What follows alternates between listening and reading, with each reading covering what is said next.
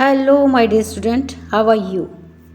Today we will see all the question answers of class 6, subject science, chapter 11, nature's treasures.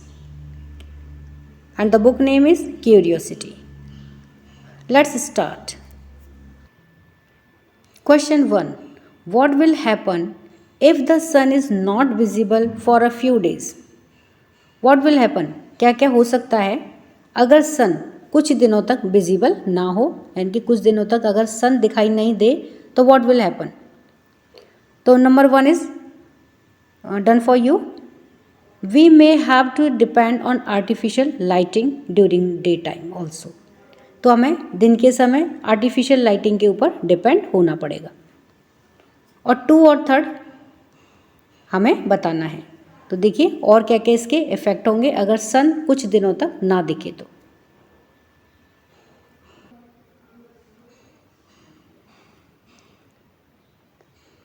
Second और क्या effect होगा.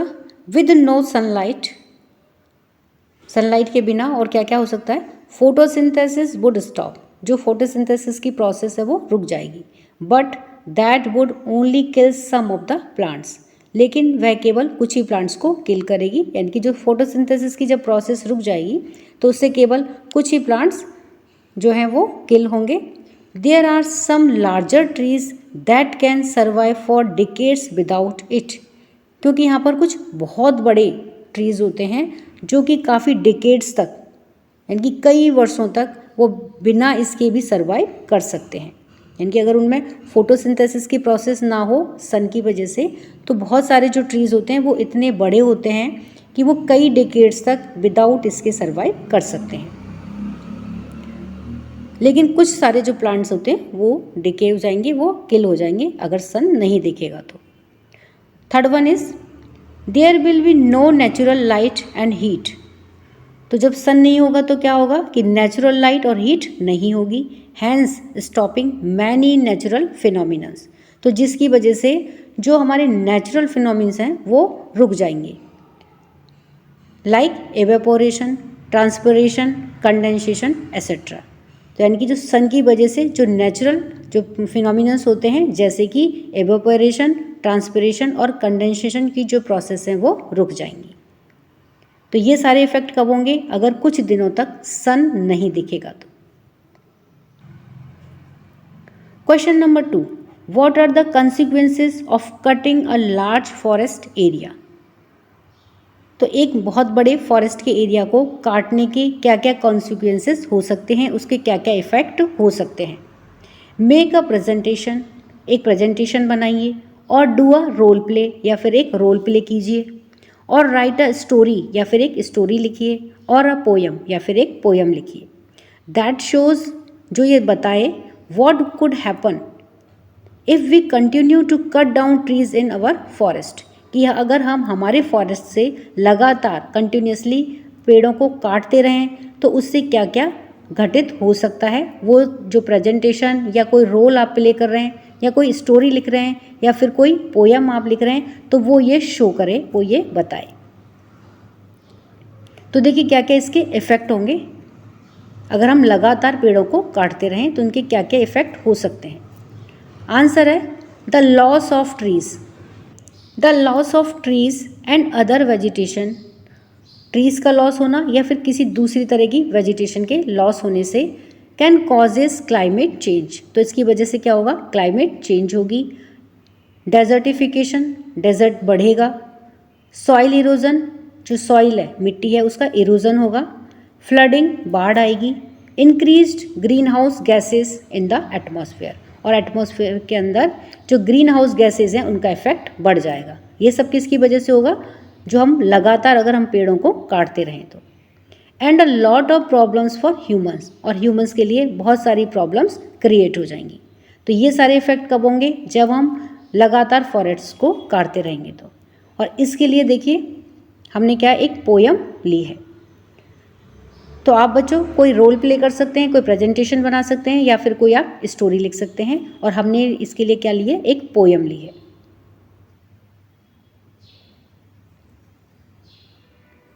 तो let's start this poem. The silent cry of the forest. Once a canopy of emerald green, now a barren wasteland, a desolate scene. The trees, once tall and proud, now lie in ruin. A silent cry, a world in losing. The birds that sang now lost their song. The creatures once free now wander alone. The rivers that flowed now dry and cracked. The earth's balance broken, a life unwrecked. The rain that fell now a distant dream. The soil eroded, a barren stream. The air, once fresh, now thick with smoke. The future uncertain, a heavy yoke. Oh, hear the forest's plea, so soft and low. Before the last tree falls and the winds blow, let's mend the wounds, plant seeds anew. For a world without trees is a world for few. So, this is the poem about when there is no trees or no forest, what will be happen on earth and how earth will be affected by cutting down these trees.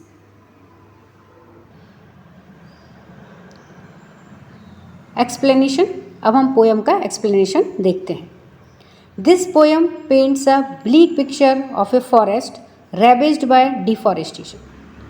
तो यह poem जो हमने poem पढ़ी है वह poem एक forest की bleak picture को शो करती है. ब्लीक पिक्चर यानी कि रंगहीन पिक्चर जिसमें कोई जान ना हो, बिना कलर के बेरंग पिक्चर, उस पिक्चर को शो करती है.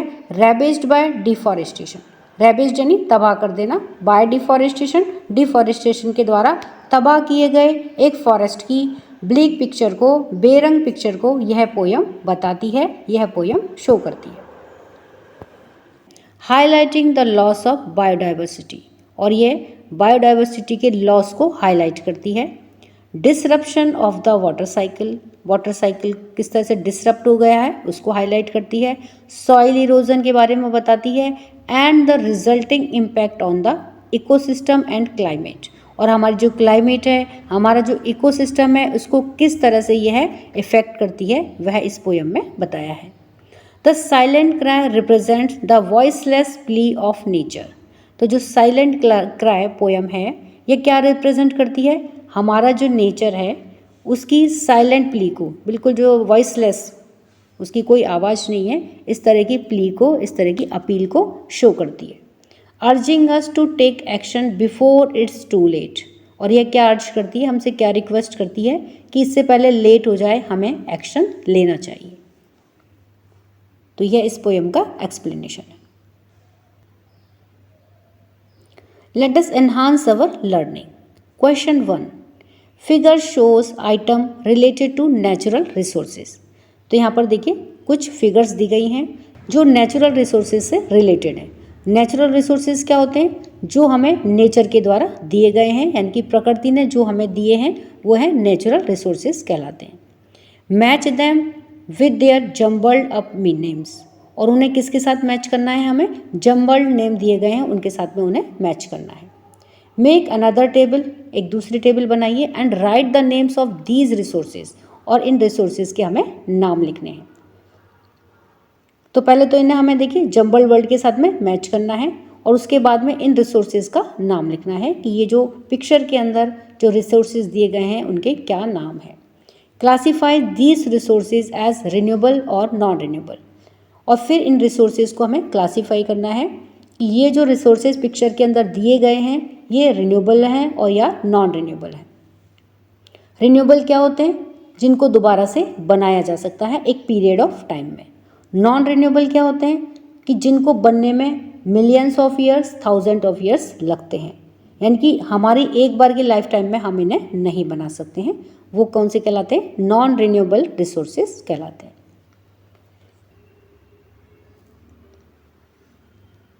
तो यहाँ पर देखिए इस पिक्चर में हमें क्या दिख रहा है? एक वाटर टेप है जिसमें से वाटर निकल रहा है। ये किसका है?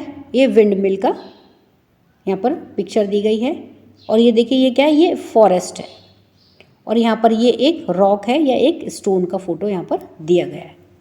और इनके सामने ये देखिए ये जम्बल्ड वर्ड, ये जम्बल्ड नेम्स में दिए गए हैं, यानी कि जो लेटर्स हैं उनको प्लेस है उसको इधर उधर कर दिया है, इनको जम्बल्ड कर दिया है। तो इन जम्बल्ड वर्ड्स को पहले हमें ठीक करना है, इनको सही प्लेस पे इनका फिर हमें सही नाम निकालना है। और फिर इनके साथ में जो यहाँ पे ये पिक्चर्स दी गई हैं इनके साथ में हमें इनको मैच करना है। अब इसके लिए हम देखिए दूसरी टेबल देखते हैं।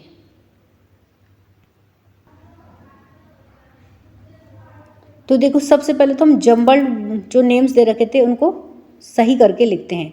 तो यहाँ पे देखिए क्या दे रखा है? OCRK। और जब हम इसको सही करके लिखेंगे तो क्या बनेगा? ROCK rock.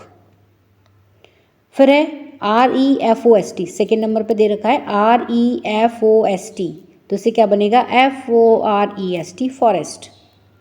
फिर है NDIW, और इसको जब हम ठीक करके लिखेंगे, अनजम्बल्ड करेंगे इसको, तो क्या बनेगा? WIND विंड, विंड यानी हवा।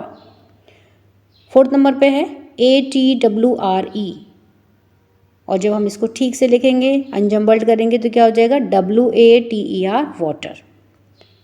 तो इस तरह से हमने जम्बल्ड वर्ड्स को ठीक करके लिखा है, उनको अनजम्बल्ड करा है। अब देखिए इनको आपस में मैच करते हैं। ये जो सामने हमें फिगर्स दी गई हैं इनको अब हमने जो नेम को अनजम्बल्ड करके लिखा है उनके साथ में इनको मैच करते हैं। तो देखिए ये वाटर के लिए है तो इसको वाटर के साथ में यहाँ पर मैच करते हैं, ये वाटर हो गया। सेकेंड नंबर पे क्या है? ये विंड मिल है, तो इसका मतलब ये विंड से जो रिसोर्स है उसके साथ में हम इसको मैच करते हैं। थर्ड नंबर पे फॉरेस्ट है, तो देखिए इसको फॉरेस्ट के साथ में मैच करते हैं। और फोर्थ नंबर पे ये क्या है? एक पत्थर का ये रॉक का एक टुकड़ा है, तो ये इसको रॉक के साथ में मैच करते हैं। अब हमें क्या बताना है कि ये जो चीज़ें हमें मिली हैं ये कौन, इनका रिसोर्स क्या है, ये कहाँ से हमें मिली है। तो रॉक का रिसोर्सेज क्या है? मिनरल्स। और यह क्या है? रिन्यूएबल है या फिर नॉन रिन्यूएबल है? तो ये नॉन रिन्यूएबल रिसोर्स है। नॉन रिन्यूएबल क्यों है? क्योंकि इसको बनाने में बहुत मिलियंस ऑफ ईयर्स लगते हैं, तो इसको जल्दी नहीं बनाया जा सकता है, इसको बनाने में मिलियंस ऑफ ईयर्स लगते हैं। तो यह कैसा रिसोर्स है? यह नॉन रिन्यूएबल रिसोर्स है। और सेकंड थिंग है फॉरेस्ट। और फॉरेस्ट का रिसोर्स क्या है? देखिए फॉरेस्ट कहाँ से मिलता है हमें? फॉरेस्ट यानी कि जो लकड़ियाँ हैं और ये सब चीज़ें कहाँ से मिलती हैं हमें? फॉरेस्ट से मिलती हैं। और यह कैसा रिसोर्स है? यह रिन्यूएबल रिसोर्स है। तो रिन्यूएबल क्यों है? क्योंकि देखिए फॉरेस्ट में क्या होता है, जंगल कैसे बनता है कि पहले जैसे बीज होते हैं वो नीचे गिरते हैं ज़मीन में और फिर इनसे छोटा प्लांट बनता है, उसके बाद में वो ट्री में कन्वर्ट हो जाता है और फिर वो ट्रीज़ को बहुत सारे जब साल हो जाते हैं और बहुत मात्रा में जब वो इकट्ठे हो जाते हैं तो वो सब मिल करके क्या बनाते हैं? फॉरेस्ट बनाते हैं। तो फॉरेस्ट अपने आप से भी तैयार हो जाता है और फॉरेस्ट इंसानों के द्वारा भी तैयार किए जा सकते हैं। तो इसलिए फॉरेस्ट क्या है? रिन्यूएबल सोर्स है। थर्ड थिंग है विंड। तो देखिए विंड में क्या है? इसका रिसोर्स क्या है? यानी कि हमें विंड कहाँ से मिलती है? एटमॉस्फेयर से। हमारे चारों तरफ जो एटमॉस्फेयर है उसके अंदर हवा मौजूद है। और ये कैसा रिसोर्स है? यह रिन्यूएबल रिसोर्स है। तो हवा क्यों रिन्यूएबल रिसोर्स है? क्योंकि देखिए एटमॉस्फेयर के अंदर कार्बन डाइऑक्साइड, ऑक्सीजन और भी बहुत सारी गैसेज हैं वो सब रहती हैं, मौजूद रहती हैं। तो जो ह्यूमन बीइंग होता है वो रेस्पिरेशन के थ्रू क्या करता है? ऑक्सीजन को अंदर लेता है, कार्बन डाइऑक्साइड को बाहर निकालता है। और प्लांट्स क्या करते हैं? कार्बन डाइऑक्साइड को अंदर लेते हैं और ऑक्सीजन को बाहर निकालते हैं। तो इस तरह से ये प्रोसेस चलती रहती है। तो जो ऑक्सीजन कार्बन डाइऑक्साइड का जो बैलेंस है वो मेंटेन रहता है। तो इस तरह से जो विंड है वो क्या है? रिन्यूएबल रिसोर्स है। उसके बाद में थिंग है वाटर। इसका रिसोर्स क्या है? वाटर हमें कहाँ कहाँ से मिल सकता है? देखिए रिवर से, रेन, पॉन्ड, ट्यूबवेल, तो ये सब क्या है? ये वो जगह हैं जहाँ से कि हमें वाटर मिलता है। उसके बाद हम देखते हैं कि वाटर कैसा रिसोर्स है? रिन्यूएबल रिसोर्स है। तो रिन्यूएबल रिसोर्स क्यों है वाटर? तो देखिए वाटर का साइकिल अगर हम देखते हैं तो उसमें क्या होता है कि जो वाटर वेपर होती है तो वो हीट के द्वारा एवोपरेट होकर के क्या बनाती हैं? क्लाउड्स बनाती हैं, और ये क्लाउड्स फिर रेन के फॉर्म में नीचे आते हैं, तो जो बरसात का पानी है वो नीचे आ जाता है। तो इस तरह से फिर ये पानी वापस से हीट होकर के एवोपरेट होकर के फिर क्या बनाते हैं? क्लाउड्स बनाते हैं। तो इस तरह से ये वाटर साइकिल चलता रहता है और जो पानी है वो हमें मिलता है। तो इस प्रोसेस के थ्रू पानी का बनना, फिर पानी का वापस से पूरे एक साइकिल चलता रहता है। तो इसलिए वाटर किस में आता है? रिन्यूएबल रिसोर्स में आता है। Question number 2, state whether the following statements are true और false. If false correct them. तो देखिए स्टेटमेंट दिए गए हैं नीचे, इनमें हमें बताना है कि वो ट्रू है या फॉल्स है, और अगर वो फॉल्स है तो करेक्ट देम, उसे सही करना है। तो देखिए फर्स्ट स्टेटमेंट क्या है? Nature has all their resources to meet human needs. Nature के पास में वो सारे रिसोर्सेज होते हैं जिनकी कि ह्यूमन को ज़रूरत होती है। तो देखिए ये क्या है? ये ट्रू स्टेटमेंट है और ये बात सही है। नेचर के पास में वो सारे रिसोर्सेज हैं जिनकी कि एक ह्यूमन को या ह्यूमंस को नीड होती है, ज़रूरत होती है। Second one is machines are are resources found in nature. Machines ऐसी रिसोर्सेज होती हैं जो नेचर में मिलती हैं। तो देखिए मशीन्स नेचर के द्वारा नहीं बनाई जाती हैं। मशीन्स किसके द्वारा बनाई जाती हैं? ह्यूमंस के द्वारा बनाई जाती हैं। अब चूंकि ये स्टेटमेंट कैसा है? फॉल्स है। तो जो भी स्टेटमेंट फॉल्स है उसको हमें करेक्ट करना है। तो अब इसके लिए करेक्ट स्टेटमेंट क्या होगा? Machines are resources made by humans. Machines ऐसी रिसोर्सेज होती हैं जो ह्यूमन के द्वारा बनाई जाती हैं। Third one, natural gas is a non renewable resource. जो नेचुरल गैस होती हैं वो क्या है? वो नॉन रिन्यूएबल रिसोर्स हैं। तो ये स्टेटमेंट ट्रू है क्योंकि नेचुरल गैस को भी बनने में थाउजेंड ऑफ ईयर्स या एक लॉन्ग पीरियड ऑफ टाइम का जो टाइम है वो लगता है। इसीलिए नेचुरल गैस भी कैसी हैं? नॉन रिन्यूएबल रिसोर्स है। Fourth one is air is a renewable resource. Air एक रिन्यूएबल रिसोर्स है। तो ये स्टेटमेंट ट्रू है, तो इसके सामने हमने ट्रू लिखा है। Question number 3, fill in the blanks using the most appropriate option.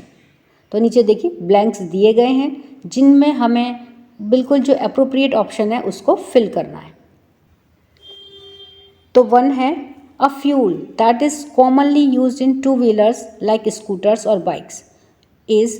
तो ऐसा फ्यूल जो टू व्हीलर्स जैसे कि स्कूटर और बाइक्स में कॉमनली यूज़ किया जाता है, तो वो कौन सा है?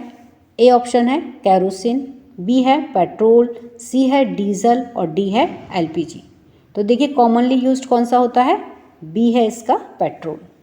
तो टू व्हीलर में सबसे ज़्यादा जो यूज़ किया जाता है वो क्या होता है? पेट्रोल होता है। Second, an example of A renewable resource is. एक रिन्यूएबल रिसोर्स का हमें एग्जाम्पल देना है। रिन्यूएबल यानी कि जिसको बनाया जा सकता है एक लिमिटेड पीरियड ऑफ टाइम में। तो देखिए यहाँ पे ऑप्शंस क्या क्या दे रखे हैं। ए है कोल, बी है वाटर, सी है नेचुरल गैस और डी है petrol.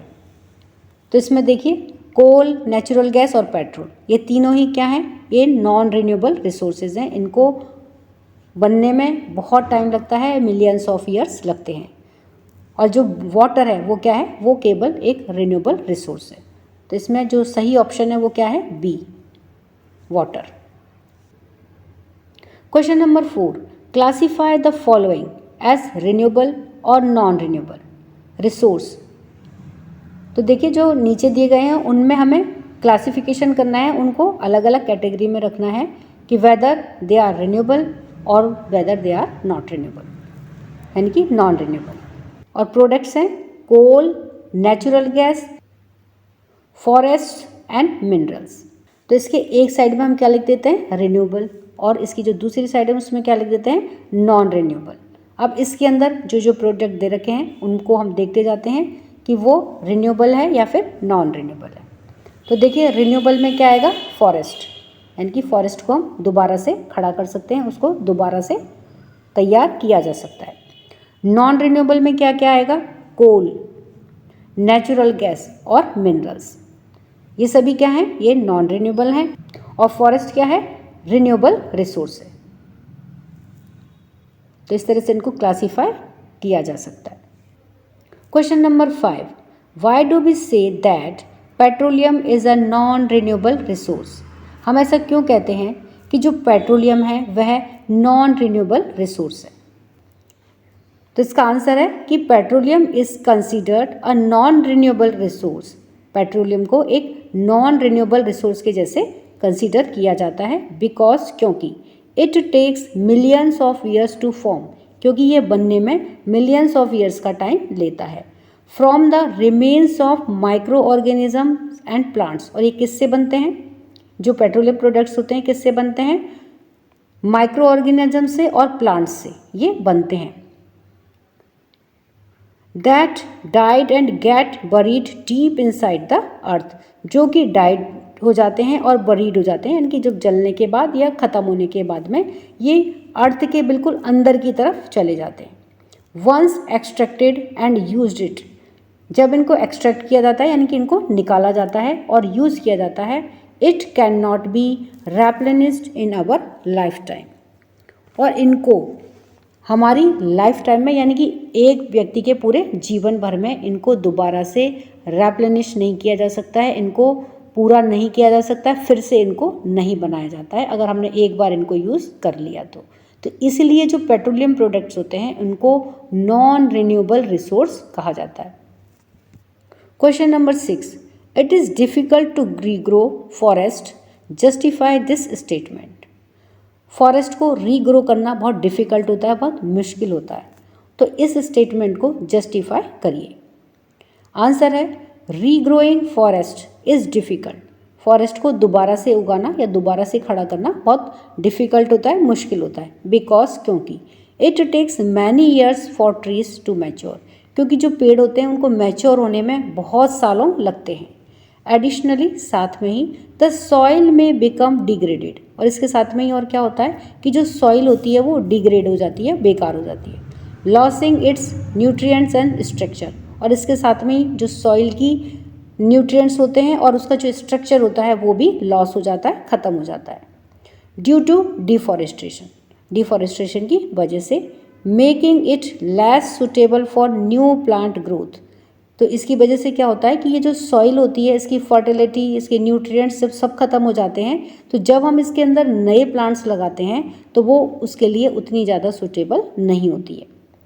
Human activities like agriculture and urbanisation can limit available land for reforestation, और इसके अलावा और क्या क्या वजह होती हैं कि जो ह्यूमन एक्टिविटीज़ हैं जैसे कि एग्रीकल्चर या फिर अर्बनाइजेशन, इनकी वजह से भी जितनी रिफॉरेस्टेशन के लिए हमें लैंड चाहिए वो भी उतनी हमें नहीं मिलती है, वो भी अब लिमिटेड हो जाती है, क्योंकि अर्बनाइजेशन बढ़ रहा है और एग्रीकल्चर वाली जो लैंड है वो भी बढ़ती है। तो इसकी वजह से जो रिफॉरेस्ट करते हैं, दोबारा से जब पेड़ों को लगाते हैं तो ये सब भी चीज़ें अवेलेबल नहीं होती हैं, तो इसलिए किसी भी फॉरेस्ट को दोबारा से रीग्रो करना बहुत डिफ़िकल्ट टास्क है।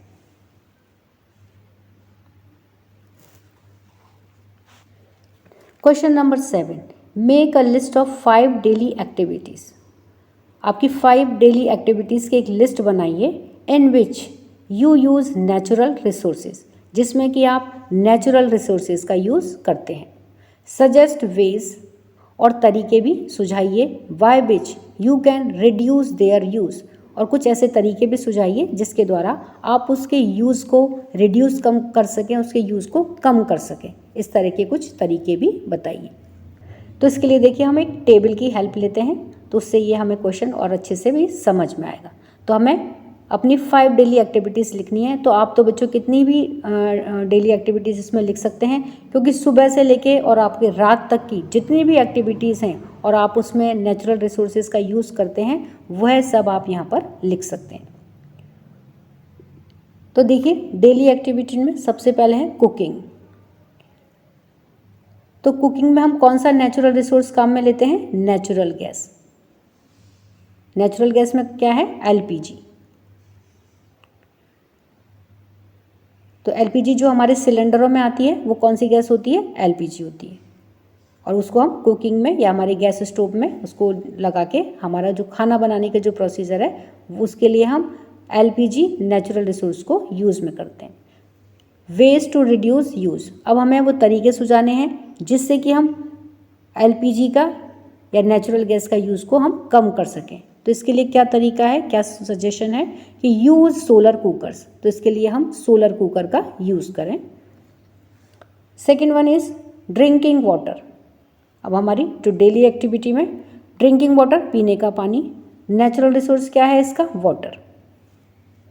तरीके जिससे कि हम इसके रिड्यूस कर सकें इसके यूज़ को, तो क्या तरीका है? अब ऐसा तो नहीं कि हम पानी कम पिएंगे, इसके लिए हम क्या तरीका सुझाएं जिससे कि हम पानी के जो वेस्टेज है उसको कम कर सकें? Use a water efficient faucet. Faucet यानी नल, वाटर टैप, तो उनका हम एफिशिएंट यूज़ करें, यानी कि जो कहीं से भी उनका लीकेज हो रहा है या पानी वेस्ट हो रहा है उसको हम रोकें। Third one is using paper. Paper को हम यूज़ करें, ये हमारी डेली एक्टिविटी में बहुत सारी जगह हम पेपर यूज़ करते हैं। और इसके लिए नेचुरल रिसोर्स क्या यूज़ होता है? ट्रीज़। तो पेपर कहाँ से बनते हैं? देखो, पेड़ों से बनते हैं। तो natural resource used by us, इसके लिए हम पेड़ों को काम में लेते हैं। वेस्ट टू रिड्यूस यूज़, इसके यूज़ को हम कैसे कम कर सकते हैं कि हम कम से कम पेपर यूज़ करें? तो यूज़ डिजिटल डॉक्यूमेंट्स, इसके लिए हम हमारे जितना भी वर्क है उसको ज़्यादा से ज़्यादा डिजिटली करने की कोशिश करें, जिससे कि जो हम पेपर का वर्क है वो कम होगा, तो फिर ट्रीज़ ऑटोमेटिकली हम कम यूज़ करेंगे। Fourth one is using electricity. Daily activity में हम जितने भी तरह के इलेक्ट्रिक अप्लायंसेज यूज़ करते हैं तो वो सब डेली एक्टिविटी में है। उसके लिए नेचुरल रिसोर्स क्या है? तो देखिए, या तो हमारा कोल है, उससे इलेक्ट्रिसिटी लेते हैं हम, या फिर नेचुरल गैस है। वेस्ट टू रिड्यूस यूज़, क्या इसके लिए तरीके हो सकते हैं कि हम इनका यूज़ कम से कम करें? Use energy efficient appliances. ऐसे अप्लायंसेस हम यूज़ करें जिनमें कि कम से कम एनर्जी यूज़ होती हो, एनर्जी का पूरी तरह से यूज़ होता हो, वो वेस्ट ना होती हो। और इसके अलावा और क्या क्या तरीके हैं हमारी डेली एक्टिविटीज़, और क्या क्या हो सकती हैं जिनके अंदर कि हम नेचुरल रिसोर्सेज को यूज़ करते हैं? तो देखिए, फूड, जो हम फूड खाते हैं वो कहाँ से आता है? उसके लिए रिसोर्सेज का क्या नाम लिखेंगे हम? ट्रीज़ लिख सकते हैं। और वेस्ट टू रिड्यूस यूज़ में क्या होगा कि we should not waste food, हमें उतना ही खाना प्लेट में लेना चाहिए जितना हम खा सकें, वेस्ट नहीं करना चाहिए। और इसके अलावा और क्या एक्टिविटीज़ हम लिख सकते हैं डेली एक्टिविटी में? बाथिंग, देखिए नहाने के लिए भी हम पानी का यूज़ करते हैं। और रिसोर्स में क्या आएगा? वाटर लिख सकते हैं। और इसके लिए वेस्ट टू रिड्यूस यूज़ में don't waste water, use bucket, not use shower, ये सब हम लिख सकते हैं। और इसके अलावा ट्रांसपोर्टेशन, तो ट्रांसपोर्टेशन में देखिए हम कौन सा रिसोर्स यूज़ करते हैं? पेट्रोलियम प्रोडक्ट्स जैसे डीजल, पेट्रोल, सीएनजी, ये सब नेचुरल रिसोर्सेज हम यूज़ करते हैं। और वेस्ट टू रिड्यूस यूज़, तो इसके लिए हम क्या कर सकते हैं कि we should use public transport. तो ये सारे हमारी डेली एक्टिविटीज़ हैं जो कि जिनके अंदर की हम नेचुरल रिसोर्सेज को यूज़ करते हैं। Question number 8, list 4 activities that are possible due to the presence of air. तो ऐसी हमें 4 एक्टिविटीज़ बतानी हैं जो केवल एयर की प्रेजेंस में ही पॉसिबल होती हैं, यानी कि अगर एयर नहीं होगी तो वो एक्टिविटीज़ पॉसिबल नहीं है। तो देखिए हम वो एक्टिविटीज़ देखते हैं। आंसर है कि 4 activities that are possible due to presence of air. तो ऐसी 4 एक्टिविटीज़ जो एयर की वजह से ही पॉसिबल हैं, that are, number 1 is breathing. तो देखिए ब्रीदिंग केवल एयर की वजह से ही पॉसिबल है, क्योंकि एयर के अंदर क्या होती है? ऑक्सीजन होती है। तो इसलिए जो ब्रीदिंग की प्रोसेस है वो केवल एयर की वजह से ही पॉसिबल है। Second one is generating electricity through wind turbines. तो जो विंड टर्बाइंस होते हैं वो भी देखिए किसकी वजह से मूव करते हैं? वो एयर की वजह से मूव करते हैं, और जिससे कि इलेक्ट्रिसिटी जनरेट होती है। Third one is transportation through aeroplanes. तो देखिए एरोप्लेन्स भी जब हवा में उड़ते हैं तो वो किसकी वजह से हो पाता है? क्योंकि वहाँ पर एयर मौजूद है। तो अगर एयर मौजूद नहीं होगी तो क्या वैक्यूम के अंदर कभी प्लेन्स या कुछ भी उड़ते हुए देखा है? नहीं ना। तो वो किस लिए पॉसिबल है? क्योंकि हमारा जो पूरा एनवायरनमेंट है उसके अंदर एयर मौजूद है। तो जितना भी ट्रांसपोर्टेशन होता है एयर के थ्रू, जैसे एरोप्लेन, जेट प्लेन्स, हेलीकॉप्टर, ये सब किसकी वजह से उड़ पा रहे हैं? एयर की वजह से। Fourth one is flying kites. तो काइट्स जब बच्चों आप उड़ाते हो तो वो किसकी वजह से पॉसिबल हो पाती है? एयर की वजह से। तो इस तरह की जो एक्टिविटीज़ हैं ये सारी वे एक्टिविटीज़ हैं जो अगर एयर प्रेजेंट नहीं होगी तो ये सारी एक्टिविटीज़ भी पॉसिबल नहीं है।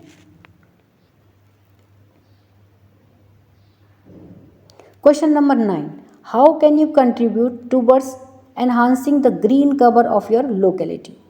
तो आप अपनी लोकेलिटी यानी कि जहाँ पर आप रहते हैं वहाँ के ग्रीन कवर यानी कि हरियाली को बढ़ाने में किस तरह से कंट्रीब्यूशन दे सकते हैं अपना, उसको कैसे बढ़ा सकते हैं।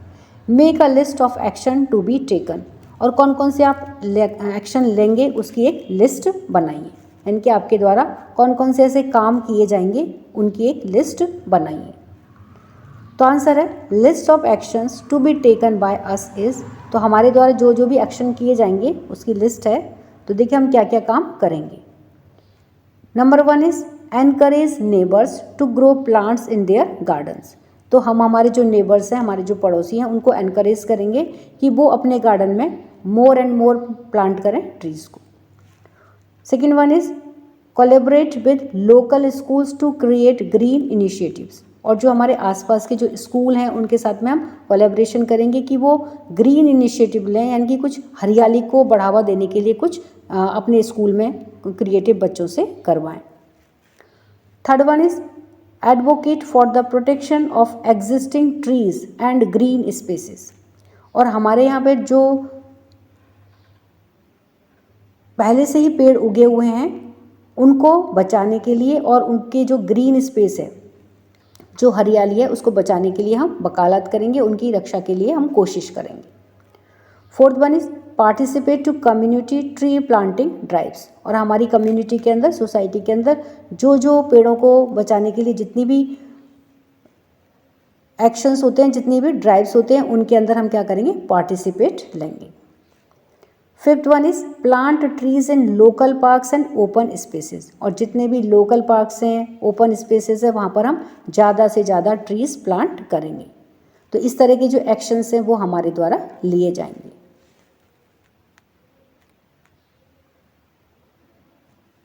Question number 10, in the given illustration ने कि यहाँ पे जो यहाँ पिक्चर दी गई है उसे देखिए। We see that food is being cooked, तो इसमें हम क्या देखते हैं कि खाना पकाया जा रहा है। आंसर दी फॉलोइंग क्वेश्चन, अब इस पिक्चर को देख करके कुछ जो क्वेश्चन पूछे गए उनके आंसर दीजिए। Question 1 is what type of energy is being used for cooking, तो यहाँ पर देखिए कुकिंग करने के लिए, खाना पकाने के लिए कौन सी टाइप की, कौन से तरीके की एनर्जी को यूज़ किया जा रहा है। तो देखिए इस पिक्चर में हम क्या दे रखे हैं, क्या देख रहे हैं कि एक सोलर पैनल है और उस सोलर पैनल के साथ में एक कुकर को जोड़ दिया गया है और उसमें खाना बनाया जा रहा है। तो इसमें कौन सी एनर्जी यूज की जा रही है? इसमें सन के द्वारा, जो सन एनर्जी है, सोलर एनर्जी है, उसको यूज किया जा रहा है। तो आंसर देखते हैं कि solar energy is being used for cooking, खाना बनाने के लिए सोलर एनर्जी को यूज किया जा रहा है। अब सेकंड क्वेश्चन है, name one benefit and one drawback of using this type of energy for cooking, कि इस टाइप की एनर्जी को यूज़ करने के लिए, यानी कि जब कुकिंग के लिए हम सोलर एनर्जी को यूज़ कर रहे हैं तो इसका एक बेनिफिट बताइए, यानी कि इसका एक फ़ायदा बताइए, एंड वन ड्रॉबैक, और एक इसकी कमी बताइए। तो आंसर है, हम सबसे पहले बेनिफिट देखते हैं कि सोलर एनर्जी से जब हम खाना बनाते हैं तो इसका क्या हमको फ़ायदा है, क्या बेनिफिट है। तो solar energy is a renewable and clean source of energy, क्योंकि जो सोलर एनर्जी है वो कैसी है, यह रिन्यूएबल है और यह कैसी है, ये क्लीन सोर्स ऑफ एनर्जी है। इसके द्वारा किसी भी तरह का पॉल्यूशन नहीं होता है, तो ये क्लीन सोर्स ऑफ एनर्जी है। Hence it is environment friendly, तो इसलिए यह कैसी है, एनवायरनमेंट फ्रेंडली है। तो ये तो सोलर एनर्जी को यूज़ करने का बेनिफिट है। अब इसका हम ड्रॉबैक देखते हैं कि इसमें क्या कमी है, इसकी क्या लिमिटेशन है। Solar energy is dependent on whether, तो देखिए सोलर एनर्जी किसके ऊपर डिपेंडेंट होती है, वेदर के ऊपर होती है। It can not be used during cloudy days और एट नाइट। इसको क्लाउडी डे में यानी कि जिस दिन बादल छाए हुए रहते हैं उस समय में और रात में इसको यूज़ नहीं किया जा सकता है। विच लिमिट्स इस रिलायबिलिटी एंड कन्वीनियंस, जो इसकी रिलायबिलिटी और कन्वीनियंस को कम कर देती है, उसको ख़त्म कर देती है, उसको लिमिट कर देती है। तो जब सन नहीं होगा, और सन कब नहीं होता है, रात को नहीं होता है, या फिर कभी बारिश या क्लाउडी डे होता है तब सन नहीं होता है, तो उस समय में हम इस सोलर के पैनल से हमारा खाना जो है वो नहीं बना सकते हैं। तो इस तरह से ये इसकी लिमिटेशन है। Question number 11, cutting down trees on a large scale impact the quality of the soil. यानी कि पेड़ों को बहुत ज़्यादा लार्ज स्केल पर अगर हम काटते जाएं तो वो सॉइल की जो क्वालिटी होती है उसको इफ़ेक्ट करती है, उसके ऊपर उसको प्रभावित करती है। What do you think it is so? आपको ऐसा क्यों लगता है? तो आंसर है cutting down trees on a large scale. Large scale के ऊपर पेड़ों को काटने से इम्पैक्ट सॉइल क्वालिटी, ये सॉइल क्वालिटी को इम्पैक्ट करती हैं, उसको प्रभावित करती हैं। बिकॉज, क्योंकि इट रिमूव्स द रूट्स, क्योंकि ये रूट्स को रिमूव कर देती है, रूट्स को हटा देती है, क्योंकि हमने जब पेड़ को काट दिया तो उसकी रूट भी हट जाती है। Because it removes the roots, तो ये रूट्स को रिमूव कर देती है, रूट्स को हटा देती है। दैट एंकर द सॉइल, जो कि सॉइल को बांध करके रखती है। Making it loose and vulnerable to erosion, तो मेकिंग इट लूज, जिससे कि ये लूज हो जाती है, थोड़ी ढीली पड़ जाती है। एंड वल्नरेबल यानी कि थोड़ी असुरक्षित हो जाती है टू एरोजन, एरोजन के लिए। This process is called deforestation, और ये प्रोसेस क्या कहलाती है? डिफॉरेस्टेशन कहलाती है। यानी कि फॉरेस्ट की कटिंग की वजह से जो मिट्टी होती है वो भी बह करके चली जाती है। तो ये जो पूरी प्रोसेस होती है वो क्या कहलाती है? डिफॉरेस्टेशन कहलाती है। विदाउट ट्रीज, पेड़ों के बिना, the soil can be washed away by rain, तो जो रेन जब होती है तो वो भी मिट्टी को अपने साथ में बहा ले जाती है अगर ट्रीज़ नहीं होंगे, क्योंकि जो ट्रीज़ होते हैं वो अपनी जड़ों में इस सॉइल को बांध के रखते हैं। Leading to the loss of fertile topsoil, और जिसकी वजह से क्या होता है कि जो हमारी टॉप सॉइल फर्टाइल होती है वो बहुत यूज़फुल होती है प्लांट्स के लिए, तो वो भी वॉश्ड अवे हो जाती है रेन के द्वारा। फर्दर मोर, इसके साथ ही fallen leaves from trees decompose and add organic matter to the soil. इसके साथ ही और क्या होता है कि फॉलन लीव्स फ्रॉम ट्रीज, कि ट्रीज से जो लीव्स गिर जाती हैं वो decompose and add organic matter to the soil, तो वो सॉइल के अंदर डिकम्पोज हो जाती हैं, ऑर्गेनिक मैटर से मिल करके वो डिकम्पोज होती रहती हैं। अब जब सॉइल ही नहीं होगी तो ये सारी प्रोसेस भी नहीं होगी। Enhancing it's fertility and structure, जो कि सॉइल की जो फर्टिलिटी होती है और इसका जो स्ट्रक्चर होता है उसको बढ़ाती है। तो इस तरह से अगर हम पेड़ों को काटते जाते हैं तो इससे जो सॉइल की क्वालिटी होती है उसके ऊपर बहुत ज़्यादा इफेक्ट होता है। Question number 12, explain 2 ways in which human activities pollute the air. Explain 2 ways, 2 तरीके एक्सप्लेन करिए जिसमें कि ह्यूमन एक्टिविटीज़ के द्वारा एयर पोल्यूशन होता है। Propose 1 action which can help in reducing air pollution, और एक एक्शन को प्रपोज करिए, एक एक्शन सुझाइए जो कि हेल्प करे कि हम किस तरह से एयर पोल्यूशन को रिड्यूस कर सकते हैं, एयर पोल्यूशन को कम कर सकते हैं। तो ऐसा हमें एक तरीका सुझाना है। आंसर है veg in which human activities pollute the air, तो ऐसे तरीके जिनमें कि ह्यूमन एक्टिविटीज़ के द्वारा एयर का पोल्यूशन होता है। तो देखिए पहला तरीका है डिफॉरेस्टेशन। तो deforestation increases the concentration of green house gases in the atmosphere. तो डिफॉरेस्टेशन की वजह से ग्रीन हाउस गैसेज की कंसंट्रेशन का मतलब होता है उनकी मात्रा एटमॉस्फेयर के अंदर बढ़ जाती है, और जब इनकी मात्रा बढ़ जाती है तो एयर कैसी हो जाती है? बहुत हैवी हो जाती है, उनके अंदर जो पॉल्यूटेंट्स होते हैं उनकी मात्रा बढ़ जाती है, तो इससे एयर पॉल्यूशन होता है। अब ग्रीन हाउस गैसेज क्या होती हैं? तो greenhouse gases are gases in the atmosphere that trap heat and warm the planet and are responsible for global warming and climate change. तो जो ग्रीन हाउस गैसेज होती हैं वो ऐसी गैसेस होती हैं जो एटमॉस्फेयर के अंदर हीट को और वार्म को ट्रैप करके रखती हैं, पकड़ के रखती हैं, उनको और आगे रिलीज़ नहीं करती हैं। तो जिससे कि क्या होता है, हमारा जो एटमॉस्फेयर होता है उसका जो टेम्परेचर होता है वो बढ़ जाता है, और उस टेम्परेचर के बढ़ने की वजह से क्या होता है, ग्लोबल वार्मिंग और क्लाइमेट चेंज, ये दोनों ही जो चीज़ें होती हैं वो उस टेम्परेचर के बढ़ने की वजह से होती हैं। और टेम्परेचर क्यों बढ़ता है, क्योंकि ग्रीन हाउस गैसेज जो होती हैं वो हीट को और वार्म को ट्रैप करके रखती हैं। तो इस तरह से जो डिफॉरेस्टेशन होता है यह एयर पोल्यूशन के लिए जिम्मेदार होता है, या इसकी वजह से एयर पोल्यूशन होता है। और डिफॉरेस्टेशन किसके द्वारा किया जाता है, ह्यूमन बीइंग के द्वारा किया जाता है। तो इस तरह से ये ह्यूमन एक्टिविटी है जिसके द्वारा एयर पोल्यूशन होता है। सेकेंड है, burning fossil fuels in vehicles and factories releases harmful pollutants like carbon monoxide and sulphur dioxide into the atmosphere. तो बर्निंग फॉसिल फ्यूल्स इन व्हीकल्स के अंदर हम फॉसिल फ्यूल्स का यूज़ करते हैं। फॉसिल फ्यूल्स यानी पेट्रोल और diesel.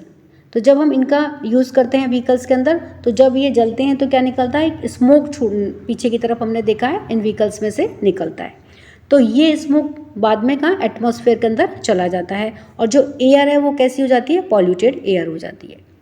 And factories releases harmful pollutants, और जो हमारी फैक्ट्रियाज होती हैं उनमें से भी हार्मफुल केमिकल्स पॉल्यूटेंट्स निकलते हैं, और ये सब भी कहाँ चले जाते हैं, एटमॉस्फेयर के अंदर जा करके एयर को पॉल्यूट करते हैं। Like carbon monoxide and sulphur dioxide into the atmosphere. अब इन हार्मफुल पॉल्यूटेंट्स में से कौन कौन से होते हैं, जैसे कि कार्बन मोनोऑक्साइड और सल्फर डाइऑक्साइड, और ये सब कहाँ चले जाते हैं, ये एटमॉस्फेयर के अंदर चले जाते हैं, और एटमॉस्फेयर के अंदर जो एयर है उसको पॉल्यूट करते हैं, उसको ख़राब कर देते हैं। तो इस तरह से ये ह्यूमन एक्टिविटीज़ हैं जिनके द्वारा एयर पोल्यूशन होता है। Action to reduce air pollution. अब एयर पोल्यूशन को रोकने के लिए क्या एक्शन लेने चाहिए, क्या काम करने चाहिए। Promote the use of public transport. तो हमें पब्लिक ट्रांसपोर्ट को ज़्यादा से ज़्यादा यूज़ करने के लिए प्रमोट करना चाहिए। And electric vehicles to decrease the number of fossil fuel powered vehicles on the road, और ज़्यादा से ज़्यादा इलेक्ट्रिक व्हीकल्स को यूज़ करें, इस बात का भी प्रमोशन किया जाना चाहिए, जिससे कि रोड के ऊपर जो फॉसिल फ्यूल से चलने वाले व्हीकल्स हैं उनकी संख्या को कम किया जा सके। तो इसलिए हमें पब्लिक ट्रांसपोर्ट को ज़्यादा से ज़्यादा यूज़ करने पर जोर देना चाहिए, और इलेक्ट्रिक व्हीकल्स के लिए भी लोग बाग उससे ज़्यादा यूज़ करें, इस बात पर भी जोर देना चाहिए। तो इस तरह का एक्शन हम एयर पोल्यूशन को रोकने के लिए ले सकते हैं। Question number 13, if family uses solar panels to generate electricity.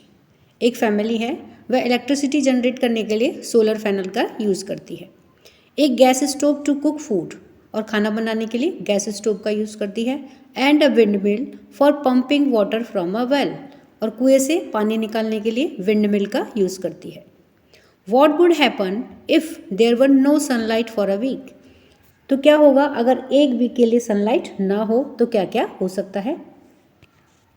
Answer है, since solar panels rely on sunlight to generate electricity. क्योंकि जो सोलर पैनल्स होते हैं वो इलेक्ट्रिसिटी जनरेट करने के लिए सनलाइट के ऊपर डिपेंडेंट होते हैं। They would produce no power during a week without sun. तो बिना सन के या बिना सनलाइट के कोई भी पावर जनरेट नहीं होगी, leading to a lack of electricity for lights, appliances and other electrical devices. तो जिससे क्या होगा, लैक ऑफ इलेक्ट्रिसिटी हो जाएगी क्योंकि उसे प्रॉपर सनलाइट नहीं मिल रही है। तो इससे जो इलेक्ट्रिसिटी की कमी हो जाएगी फॉर लाइटिंग के लिए, यानी कि हमारे घरों में जो बिजली चल रही है सनलाइट की वजह से उसकी कमी हो जाएगी। अप्लायंसेज, यानी कि जो भी अप्लायंसेज उसमें यूज़ किए जा रहे हैं इलेक्ट्रिसिटी से जो चलते हैं वो सब भी बंद हो जाएंगे। एंड अदर इलेक्ट्रिकल डिवाइसेस, और जो दूसरी इलेक्ट्रिकल डिवाइसेस हैं वो सब भी बंद हो जाएंगी because there is no sunlight. Gas stove is dependent on gas. अब देखिए गैस स्टोव के ऊपर क्या इफेक्ट पड़ेगा अगर 1 वीक के लिए सनलाइट नहीं होगी तो gas stove is dependent on gas. तो गैस स्टोव किसके ऊपर डिपेंडेंट होता है, गैस के ऊपर। And would remain unaffected in absence of sunlight. और अगर सनलाइट की एब्सेंस हो जाएगी, सनलाइट नहीं होगी, तो उसके ऊपर कोई इफेक्ट नहीं होगा, वो अनएफेक्टेड रहेगा। The family could still cook normally and, तो जो फैमिली है वो आराम से अभी भी खाना बना सकती है। And wind mill depends on wind availability, और जो विंड मिल होती है वो किसके ऊपर डिपेंड होती है? विंड के ऊपर डिपेंड होती है। Not directly affected by sunlight, और वो सनलाइट से सीधे अफेक्टेड नहीं होती है। If there is sufficient wind, यदि जो विंड है वो सफिशियंट है, the family could still access water from the well, तो जो फैमिली है वो आराम से कुएं में से पानी निकाल सकती है, क्योंकि जो विंड मिल है वो किसके ऊपर डिपेंडेंट है? वो विंड की अवेबिलिटी के ऊपर डिपेंडेंट है, वो सनलाइट के ऊपर डिपेंडेंट नहीं है। तो केवल कौन सी एक्टिविटीज से अफेक्टेड हुई? केवल सोलर पैनल के द्वारा जो इलेक्ट्रिसिटी जनरेट हो रही थी वह ही केवल अफेक्टेड होगी, अगर एक वीक के लिए सनलाइट ना हो तो। Question 14, fill up the blanks using the following terms. तो जो ब्लैंक्स दिए गए, खाली जगह दी गई हैं, उन्हें भरने हैं फॉलोइंग टर्म्स को यूज़ करते हुए। ये खाली जगहों को हमें फिल करना है। और टर्म्स क्या हैं देखिए, fossil fuel, forest, air, petroleum, coal, water, non renewable resources. ये सभी हमें इन जो ब्लैंक स्पेसेस दिए गए हैं इनमें ये हमें भरने हैं। तो आइए देखते हैं। तो देखिए सबसे पहले ये एक सर्किल दिया हुआ है, ये पूरा पहले से भरा हुआ है। इसमें क्या है? नेचुरल रिसोर्सेज, और इसको दो पार्ट में डिवाइड किया हुआ है। जो ये वाला पार्ट है ये पहले से भरा हुआ है, और इसमें क्या लिखा हुआ है? Renewable resources. तो हम जानते हैं कि जो नेचुरल रिसोर्सेज होते हैं ये वो दो टाइप के होते हैं, एक तो रिन्यूएबल होते हैं, और दूसरे जो ब्लैंक है, खाली है, उसमें क्या आएगा? Non renewable resources. अब उसके बाद में हम देखते हैं कि जो नॉन रिन्यूएबल रिसोर्सेज है, इसमें ये वाला जो बॉक्स है ये खाली है, तो इसमें क्या आएगा? Fossil fuels. और फॉसिल फ्यूल के नीचे इसको तीन भागों में देखिए डिवाइड किया हुआ है, इसके लिए तीन बॉक्स बनाए गए हैं। तो जो बीच वाला बॉक्स है इसको फिल किया हुआ है नेचुरल गैस से, और ये दो बॉक्स हैं ये दोनों खाली हैं। तो फॉसिल फ्यूल्स में और क्या क्या आता है? देखिए पेट्रोलियम आता है और कोल आता है। तो एक बॉक्स में हमने पेट्रोलियम भर दिया और एक बॉक्स में हमने कोल भर दिया, और ये तीनों मिला करके क्या कहलाते हैं? फॉसिल फ्यूल कहलाते हैं। और पेट्रोलियम के अंदर क्या क्या आ जाएगा? पेट्रोल, डीजल, कैरोसिन, ये तीनों मिलकर के क्या बनते हैं? पेट्रोलियम प्रोडक्ट्स बनते हैं। अब हम रिन्यूएबल रिसोर्सेज में देखते हैं। इसके देखो तीन पार्ट हैं, तीनों ही बॉक्स इसके खाली हैं, ब्लैंक हैं। तो पहले उसमें क्या आएगा? पहले बॉक्स में फॉरेस्ट। फॉरेस्ट कैसा है? रिन्यूएबल रिसोर्सेज है। उसके अलावा सेकेंड वाले बॉक्स में आएगा एयर। एयर रिन्यूएबल रिसोर्सेज है। और third one is water. Water भी रिन्यूएबल रिसोर्सेज है। तो इस तरह से जो खाली खाली बॉक्स हैं वो उनमें ये सब चीज़ें भरी जाएंगी।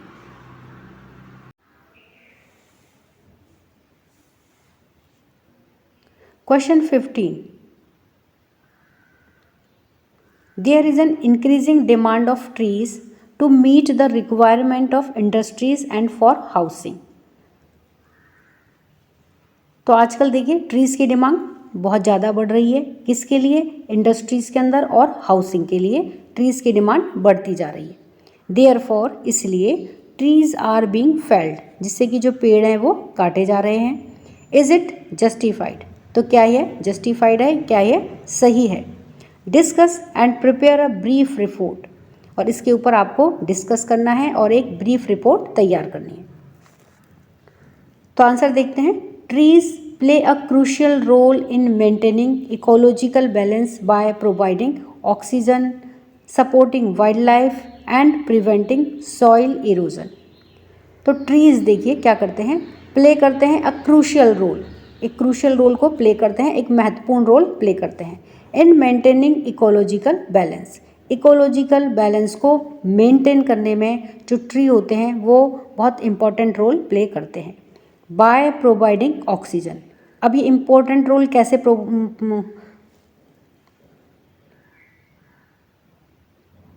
ये इंपॉर्टेंट रोल कैसे प्ले करते हैं?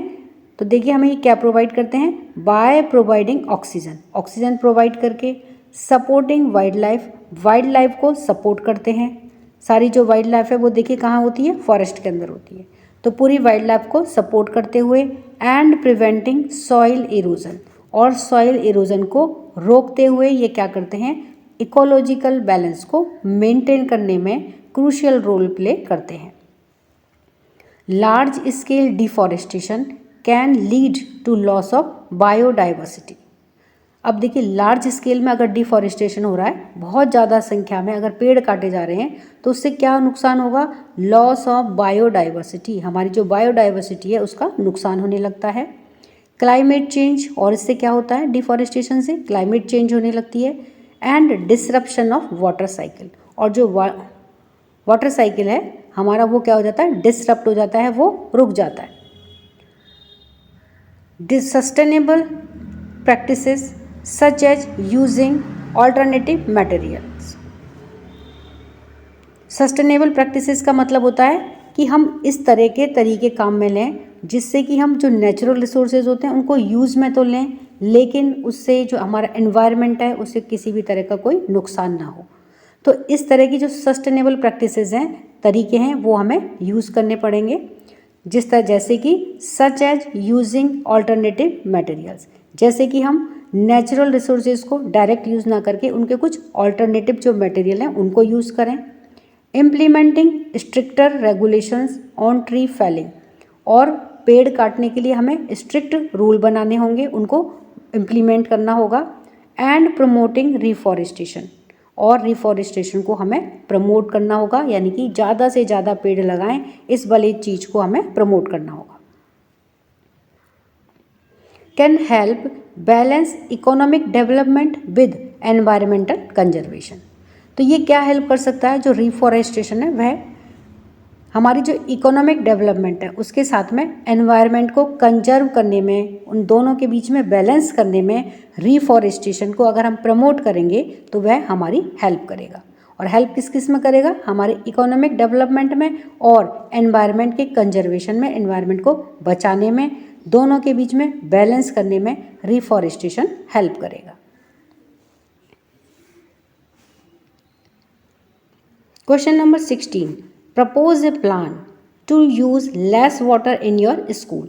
तो आपके स्कूल में कम से कम पानी यूज़ हो, इसके लिए आपको एक प्लान प्रपोज करना है। What steps would you take to make this plan happen. तो इस प्लान को हैपन करने के लिए, इस प्लान को बनाने के लिए आप कौन कौन से स्टेप्स लेंगे। And how would it help the environment, और ये किस तरह से एनवायरनमेंट को हेल्प करेगा, यानी कि जो आपने प्लान बनाया है वह किस तरह से एनवायरनमेंट की हेल्प करेगा। तो आंसर है कि plan to use less water in our school. तो प्लान हम हमारे स्कूल में जो लगाएंगे जिससे कि कम से कम जो पानी है वो यूज़ हो। तो देखिए हम क्या क्या प्लान बता सकते हैं कि use grey water for gardening purpose. तो देखिए स्कूल के अंदर जो गार्डन होता है वो बहुत बड़ी एरिया के अंदर होता है, तो इसलिए फ्रेश वाटर को यूज़ करने की जगह क्या करें, ग्रे वाटर यानी कि जो यूज्ड वाटर होता है या जो ट्रीटेड वाटर होता है उसे हम यूज़ करें। इम्प्लीमेंट अ रेन वाटर हार्वेस्टिंग सिस्टम, और हम क्या प्लान बता सकते हैं कि स्कूल के अंदर रेन वाटर हार्वेस्टिंग सिस्टम को इम्प्लांट किया जाए, उसे लगाया जाए। Install water efficient faucets and toilets, और किस तरह के फॉसेट्स यानी कि नल और टॉयलेट्स को यूज़ किया जाए जो कि वाटर एफिशिएंट हो, यानी कि जिसमें बस उतना ही पानी ज़रूरत हो जितने की यूज़ की ज़रूरत होती है, जितने की हमें नेसेसरी हो। तो इस तरह के वाटर एफिशिएंट फॉसेट्स और टॉयलेट्स को वहाँ पर इंस्टॉल किया जाए स्कूल के अंदर। तो ये प्लान हम हमारे स्कूल को सजेस्ट कर सकते हैं, ये प्लान हम बता सकते हैं। Steps to implement the plan. अब इस प्लान को हमें क्या करना है, इम्प्लीमेंट करना है, तो इसके लिए हम क्या क्या स्टेप्स लेंगे। तो monitor water usage regularly and set reduction targets. तो वाटर जो यूज़ हो रहा है वो रेगुलरली यूज़ हो रहा है, तो वो तरीके से हो रहा है, यानी कि कहीं मिसयूज़ तो नहीं हो रहा है, कहीं लीकेज वगैरह तो नहीं है, तो उसको हम मॉनिटर करेंगे और जो हमारे टारगेट्स हैं उनको हम कम से कम करने की कोशिश करेंगे। Encourage student led initiatives for water conservation, और जो स्टूडेंट्स हैं उनको वाटर कंजर्वेशन के लिए जो इनिशिएटिव्स हैं, जो पहल करने के लिए उन्हें एनकरेज करेंगे। Collaborate with local authorities and experts to install water saving devices, और जो हमारी लोकल अथॉरिटीज़ हैं और जो हमारे एक्सपर्ट्स हैं उनके साथ में हम कोलैबोरेशन करेंगे। किसके लिए? कि वो हमारे स्कूल में कुछ वाटर सेविंग डिवाइसेस इंस्टॉल करें, जैसे कि water harvesting system. Environment benefits. अब जो हम ये प्लान सेटअप करेंगे तो इससे एनवायरनमेंट को क्या बेनिफिट होगा? Promotes sustainability and responsible water usage within the community.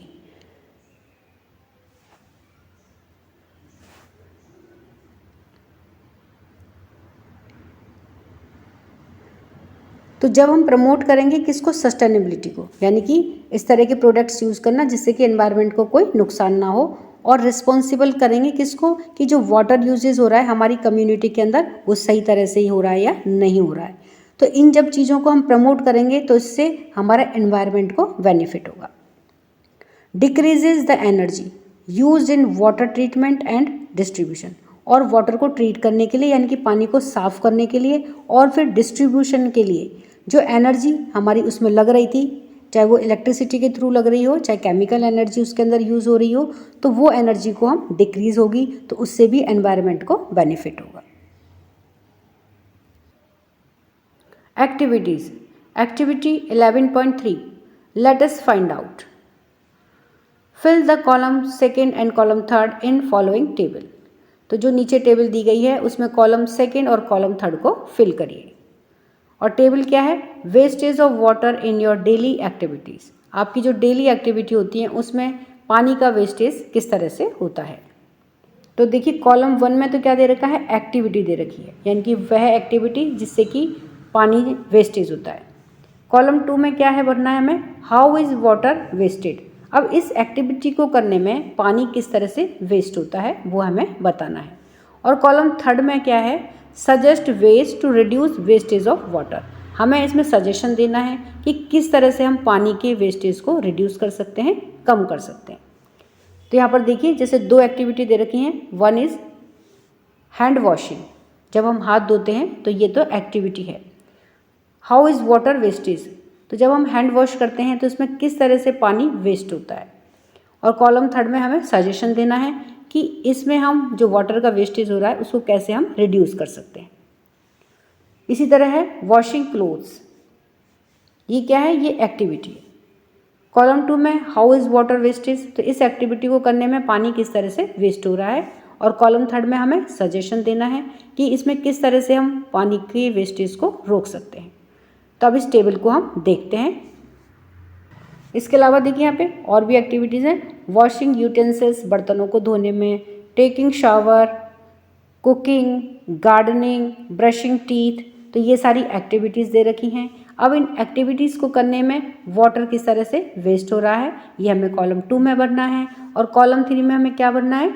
Suggestions बताने हैं कि इन एक्टिविटीज़ को करने में जो हमारा वाटर वेस्ट हो रहा है उसको हम कैसे रोक सकते हैं। तो अब इस टेबल को हम फिल करते हैं।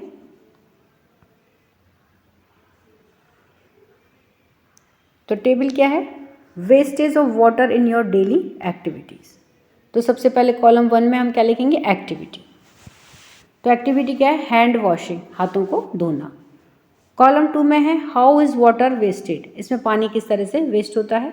तो वॉशिंग योर हैंड्स और face with the water running uses about 4 litres of water. तो जब भी हम हाथ या हमारा फेस धोते हैं तो उसमें कितना? 4 लीटर्स ऑफ वाटर कम से कम हम वेस्ट करते हैं। Which causes wastage of water, जिसकी वजह से क्या होता है? पानी हमारा वेस्ट होता है। तो इसके लिए हमें सजेशन बताना है कि इसमें हम किस तरह से जो पानी का वेस्टेज हुआ है उसको हम कैसे रोक सकते हैं। Turning the water of saves 3 litres. तो जब हमने हाथ धो लेते हैं तो उसके बाद में हमको जो टैप है हमारा उसको ऑफ कर देना चाहिए, जिससे कि जो पानी है उसको हम कम से कम 3 लीटर पानी को सेव कर सकते हैं। Using only 1 litre each time you wash up save water. तो हर बार जब भी हम यूज़ करें तो केवल 1 लीटर वाटर ही हम यूज़ करें, तो इस तरह से हम पानी को बचा सकते हैं। क्योंकि जितनी बार भी हम हाथ धोते हैं तो आधे टाइम तो पानी ऐसे ही यूँ ही फैलता है, वो वेस्टेज जाता है। तो इस तरह से हम पानी को सेव कर सकते हैं, वाटर सेव कर सकते हैं। Second activity is washing clothes, कपड़ों को धोने में। तो ये एक्टिविटी है। इसमें देखिए वाटर कैसे वेस्ट होता है कि clothes are bleached dyed with hard chemicals in water makes the leftover chemical filled which causes the water wastage। तो जो क्लोथ्स होते हैं वो ब्लीच किए जाते हैं या फिर उनको डाइड किया जाता है विद हार्ड केमिकल्स, बहुत ज़्यादा उनमें हार्ड केमिकल्स होते हैं जब उनको डाई किया जाता है या ब्लीच किया जाता है। And water makes the left over chemicals field which causes the water wastage. और ये जो केमिकल्स होते हैं यानी कि जिनसे हमें डाई की थी, ब्लीच किया था कपड़ों को, तो ये जितने भी हार्ड केमिकल्स होते हैं इनको वापस से फिर पानी में ही छोड़ दिया जाता है, जिससे कि जो वाटर होता है वो कैसा हो जाता है, वेस्ट हो जाता है, वो फिर किसी भी काम का नहीं रहता है। तो इस तरह की वेस्टेज को रोकने के लिए देखिए क्या सजेशन हम दे सकते हैं। Skipping the extra use and reuse of towels can reduce the wastage of water. तो स्किप कर दें, उसको छोड़ दें यूज़, एंड रीराइज ऑफ वो टॉवल्स, जो टॉवल्स को बार बार धोना है और उनको एक्स्ट्रा यूज़ करना है उसको हम स्किप कर दें, उसको छोड़ दें। तो इस तरह से हम वाटर का जो वेस्टेज है उसको हम कम कर सकते हैं। तो इस तरह से हम वाटर का जो वेस्टेज है उसको हम कम कर सकते हैं। थर्ड एक्टिविटी है वॉशिंग यूटेंसिल्स, बर्तनों को धोना। तो ये एक्टिविटी है। सेकंड कॉलम में हमें लिखना है कि इसमें किस तरह से पानी वेस्टेज होता है। तो when washing dishes by hand, जब हाथ के द्वारा डिशेज को धोया जाता है, the water run while rinsing can causes water wastage. तो पानी जब तक बहता रहता है जब तक कि वो उस बर्तनों को रिंस नहीं हो जाए, वो साफ़ नहीं हो जाए, तो इसके बीच में क्या होता है, जो पानी होता है वो वेस्टेज होता रहता है।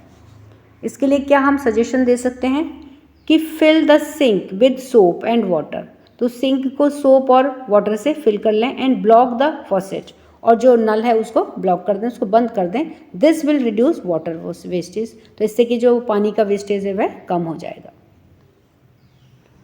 Fourth number is taking shower. Shower लेने में यानी कि जब हम नहाते हैं तो उस समय शावर का यूज़ करते हैं। तो देखिए इस एक्टिविटी में किस तरह से वाटर वेस्टेज होता है। Taking shower for longer duration, बहुत ज़्यादा देर तक शावर का यूज़ करना नहाने के लिए, कैन कॉजेज वाटर वेस्टेज। तो इसकी वजह से पानी वेस्ट होता है। इसके लिए क्या सजेशन हम दे सकते हैं, taking shower for limited time. अगर हम शावर का यूज़ कर रहे हैं तो वो लिमिटेड टाइम के लिए हो, limited time period, reduce water wastage. तो इससे हम वाटर वेस्टेज को कम कर सकते हैं, यानी कि जब हम शावर यूज़ कर रहे हैं तो उसको बिल्कुल लिमिटेड टाइम के लिए यूज़ करें, नहीं तो हम बकेट में पानी भर के भी नहा सकते हैं। Number 5 is cooking. तो कुकिंग की जो एक्टिविटी है देखिए इसमें पानी किस तरह से वेस्टेज होता है। Washing vegetables and fruits for cooking in excessive amount cause water wastage. यानी कि जब हम वेजिटेबल्स और फ्रूट्स को धोते हैं तो इससे क्या होता है, एक्सेसिव अमाउंट में वाटर वेस्ट होता है। इसके लिए क्या सजेशन है कि स्टीमिंग द वेजिटेबल्स को स्टीम करें, भाप में उनको साफ़ करें, and fruits reduce the wastage of water. यानी कि फ्रूट्स को और वेजिटेबल्स को स्टीम के थ्रू भी हम साफ़ कर सकते हैं, इससे हम वाटर वेस्टेज को कम कर सकते हैं। 6 है गार्डनिंग, यानी कि पेड़ पौधों को पानी देना। तो इसमें देखिए किस तरह से वाटर वेस्टेज होता है कि over watering not only cause water wastage but also harm the garden. Over watering यानी कि बहुत ज़्यादा पानी देना, ये केवल वाटर वेस्टेज ही नहीं है बल्कि यह जो गार्डन है, जो प्लांट्स है, उनको भी हार्म करता है, उनको भी नुकसान पहुंचाता है। इसको हम किस तरह से रिड्यूस कर सकते हैं, इसके लिए हमें पर इसमें क्या सजेशन है कि using of drip irrigation method. तो इसके लिए जो बूंद बूंद वाली जो इरिगेशन होती है उस मेथड को अपनाना चाहिए, can reduce the water wastage, और इससे हम वाटर वेस्टेज को कम कर सकते हैं। नंबर 7 एक्टिविटी है brushing teeth. Keeping the tap open while brushing teeth cause water wastage. तो जब हम ब्रशिंग करते हैं तो उस समय क्या होता है, नल जो है वो खुला रहता है, तो इसकी वजह से क्या होता है, वाटर वेस्टेज बहुत ज़्यादा होता है।